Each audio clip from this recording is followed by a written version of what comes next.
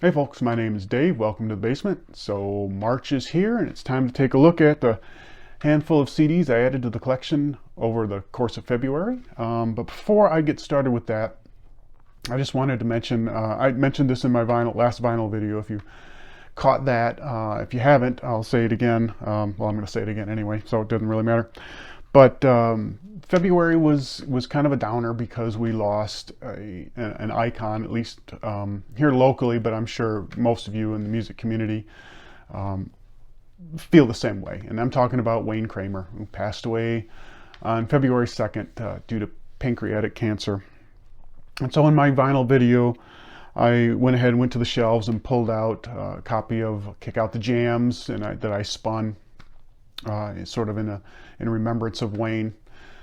As far as the CD world goes, or the CD collection goes, I thought I would pick out one of his solo albums, and this is Adult World, of course, by Wayne Kramer. Came out in 2002 on Muscle Tone Records, and this was his fifth album. Turns out fifth and next to last solo album. And so this is really a kind of a mixed bag sort of record, or album. It has a few tracks on there that you would expect to hear, MC5 oriented rockers or inspired rockers. But there's a lot of other things going on here too, which are kind of interesting. Oops. So there's some are a little bit lighter in the rock vein, and I don't mean like ballady or anything. I think of bands like the Wallflowers. In fact, brought a knife to the gunfight is very much in that vein. It's a nice melodic rocker, has very interesting guitar solo, kind of contrasts a little bit. It doesn't quite fit, but still it seems to work. But so that's an interesting song, and like I said, there's a few MC5 rockers on here. Adult World, the title track, is interesting. Think of maybe Beck in the Mellow Gold Odelay era. And that's sort of what that song sounds like. I think my favorite track on the album, which really is one that you would kind of expect, or sounding like you would expect on a Wayne Kramer album, is one he did with the Helicopters. It's called Talking Out of School. Like I said, it's pretty hot rocker. Spit it out, Dave. I really enjoyed that one. I think that, like I said, is the favorite one on the album. And of course, with the Helicopters, they're a band that are clearly inspired by the MC5. So that was just wonderful to hear Wayne and the Helicopters together. So that was a good track. You should check that out if you get a chance. And then just kind of a silly song towards the end of the album called "The Slime That Ate Cleveland." Sort of an average song, really, but the lyrics are humorous, really great, and especially being a Detroiter and that whole Cleveland-Detroit rivalry. Listening to that, listening to him sing about that was pretty fun. But so yeah, I thought this was a good way to kind of think about and reflect upon Wayne and all of the influence that he has had over the course of his lifetime. And of course, you can't get this on vinyl. This was never released on vinyl. So if you want to add this to your physical collection, CD is the only way to go. And I am kind of looking forward. He's got, okay, so there's an MC5 album that was due to come out. Then of course, we lost Wayne, and it's not been shelved, but there's an indefinite release date. And of course, it's not the MC5. I would consider this to be Wayne's, or that next album to be Wayne's last solo album. But yeah, I'm looking forward to that, and I'm definitely going to pick that up. So yeah, Adult World by the late brother Wayne Kramer. And keeping it local, this is the second album from a band called Bliss 66. This is Trip to the 13th. Came out in 2001 on Epic Records. And Bliss 66 were a modern rock band out of Taylor, Michigan, which is a suburb of Detroit, just a few miles west of the city line. And Yeah, what you get here is basically, think of bands like Hinder, Fuel, maybe better than Ezra. Maybe not so melodic. It's a basically that's the overall sound is what I call mid to early 2000s radio friendly bro rock. That's pretty much what you're going to get with these guys. Yeah, it's sort of boring for me. I mean, Paramount was a pretty good groove that has some nice vocal hooks to it, and Trip is a song. See where it. I don't want to say this. So it kind of starts off typical as the rest of the album, but they eventually build up. There's an energy that builds towards the end of that track, and you really start to hear what they could do if they chose to just rock. So I think there's a lot of potential. There was a lot of potential with this band, but I don't know. It overall, like I say, it was pretty boring. Unless that whole bro rock thing is your deal, you might dig this. But otherwise, I don't know. And again, this is not on vinyl, so if this is something that interests you, CD is the only way to get it into your physical collection. So yeah, this is Trip to the 13th by Bliss 66. So this next one I was pretty excited, or pretty excited, I guess is the right way to say it, about it coming out. This is the band's fourth album, called Mascara Streaks by Altered Images is the band. Mascara Streaks is the album, came out in 2022 on Cooking Vinyl. And like I said, this is their fourth album, and it was their actually first since I think 1983 or thereabouts. And for those not familiar with Altered Images, they are a Scottish post-punk band fronted by Claire Grogan, right there. And this album is pretty much just Claire and Stephen Leroni, guitar, drummer. The two are married, husband and wife now. So yeah, it's just basically these two. There are a few guests on the album, including Robert Hodgins. Yeah, I think it's Hodgins. Bobby Bluebell from the Bluebells, he guests on here. Roxanne Wilde, who is Kim Wilde's younger sister, does pretty much backing vocals throughout the entire album. So yeah, there's some decent musicians and singers backing them up throughout. Not that they're schlubs on their own, but nevertheless, I was kind of excited when I first heard about the album. I expected it to be a full Altered Images reunion kind of album, but it wasn't that. But still, so this is much more. And again, it didn't quite match my expectations musically either, because this is far less post-punk than it is electro dance pop. Like the title track it's good. I mean, it's a really good song, but it's definitely in that whole dance pop vein.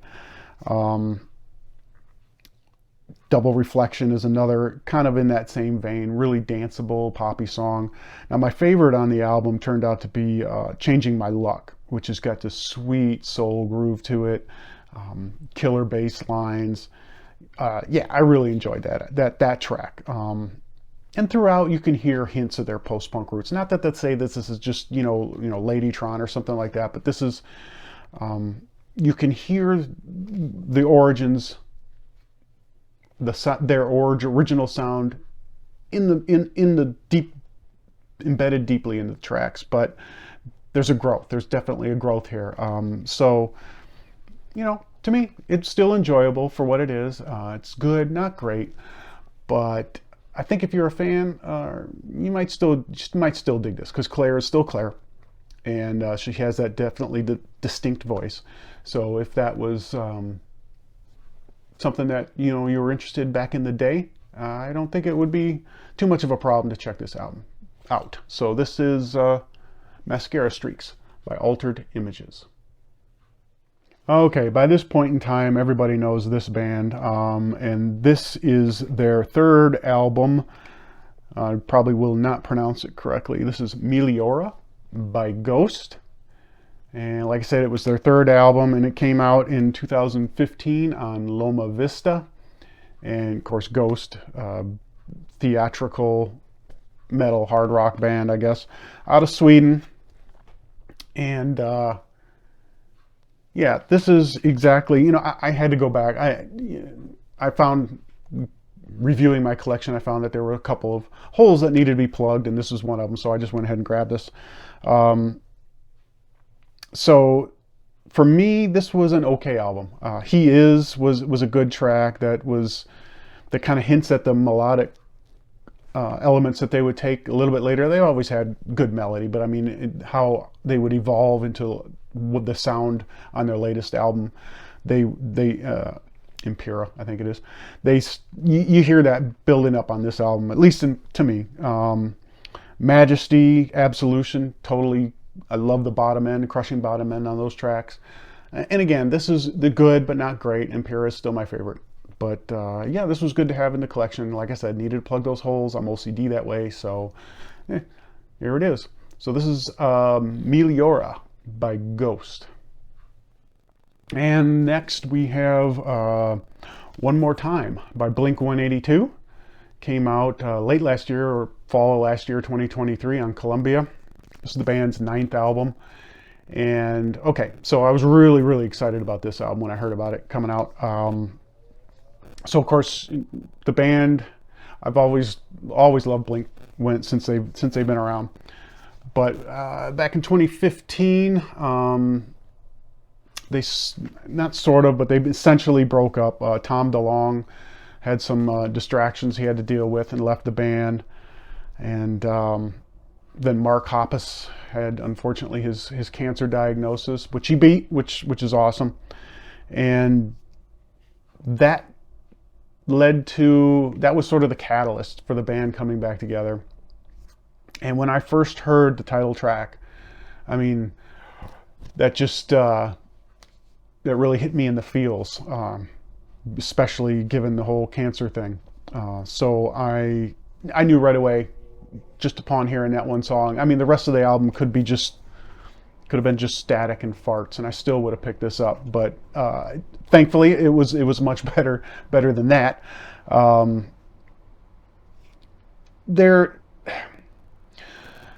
So this is, and I'm sure most of you have heard this by now, so I'm probably just rambling on to, just white noise. But this is a much more mature Blink. Now, I'm not saying this is a restrained Blink or they're all acoustic or whatever, but they are definitely a more mature Blink-182. I mean, there's still some lyrics that are just fucking hilarious, and then there's, of course, they still rock it, especially on Dance With Me has a great catchy chorus. When We Were Young is just classic Blink with nostalgic lyrics this time, instead of just the whole, it's sort of the same themes, but then looking back as you're older now, which, so for graybeards like myself, that really means a lot. It connects more, is what I'm trying to say. Edging has some great lyrics, another sing-along chorus, and of course, One More Time. That's just my favorite track. So yeah, I love this album. Definitely an excellent album. Definitely an album that if you don't already have, as a Blink fan, or even any pop punk fan, you should have this in your collection. Not my favorite. I mean,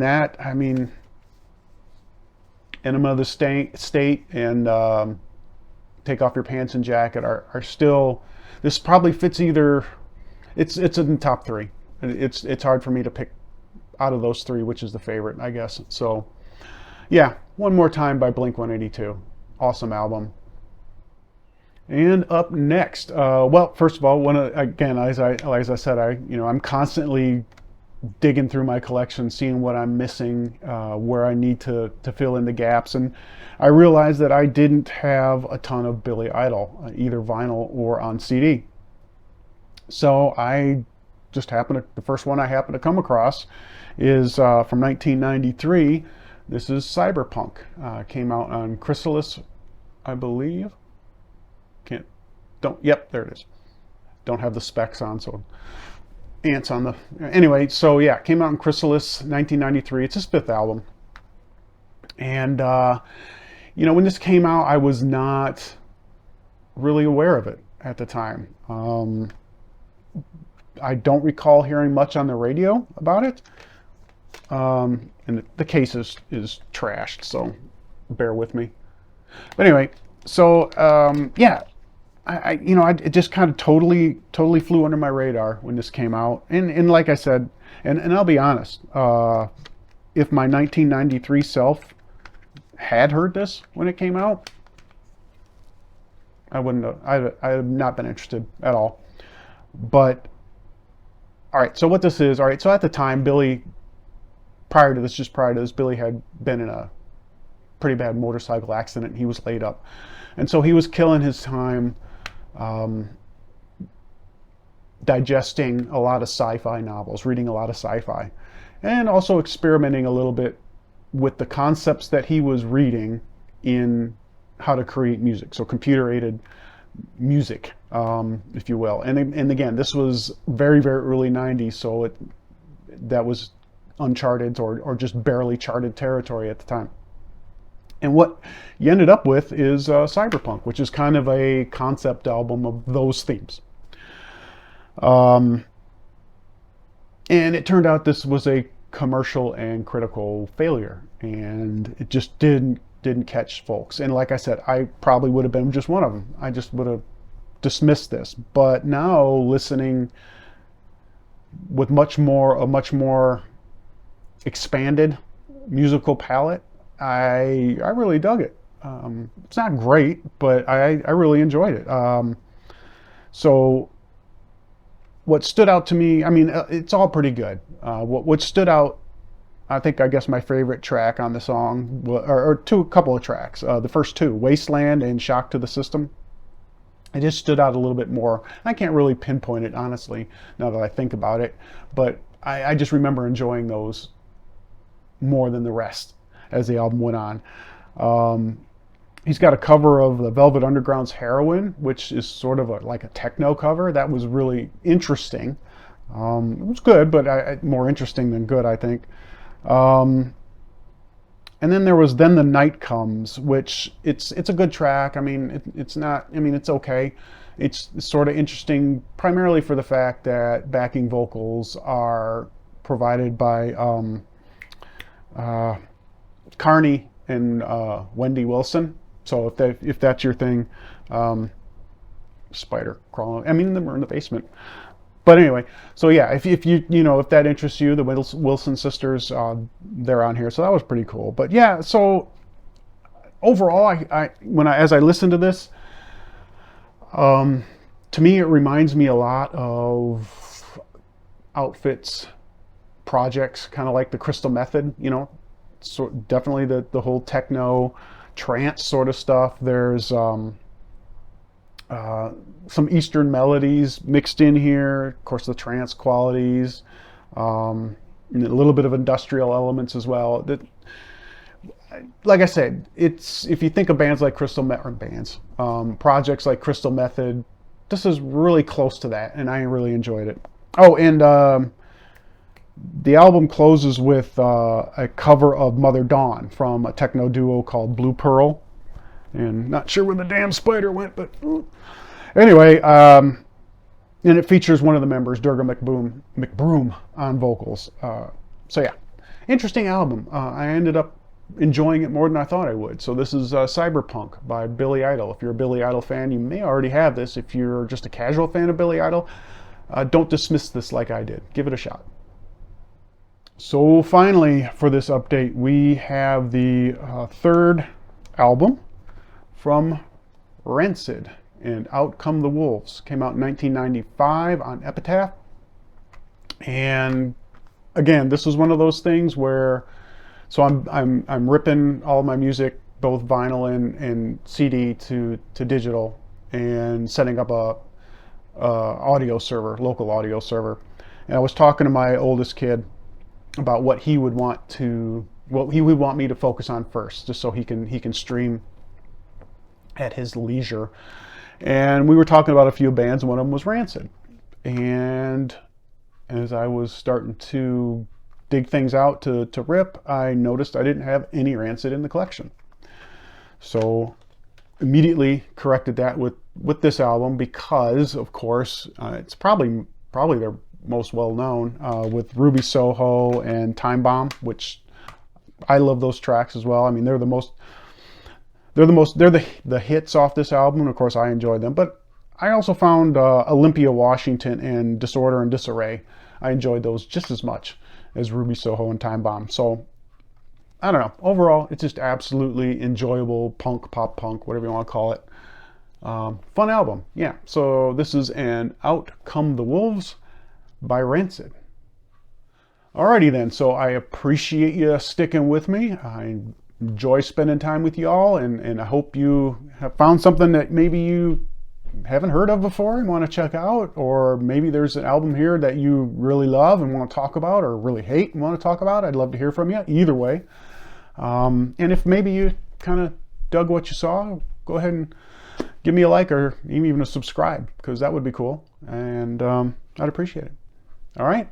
Well, I hope you all have a great rest of your evening, day, morning, weekend, week, whenever you're watching this, and I will check you next time. Peace.